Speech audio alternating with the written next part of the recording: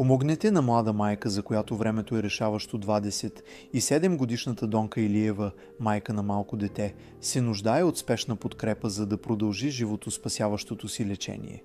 Дарителската кампания цели да събере 50 000 евро в нейна подкрепа до края на месец януари за лечение в Турция. От близо 7 години Донка живее с тежко заболяване на левия бъбрек, съпроводено от постоянна болка и чести медицински интервенции. Въпреки хроничното си състояние, тя не прекъсва борбата си заради отговорността към детето си. През май тази година състоянието на Донка рязко се влошава след поставянето на тежка диагноза – рак на маточната шийка. Заболяването е установено в напреднал стадий с разсейки в лимфните възли, което налага спешни и мащабни медицински действия.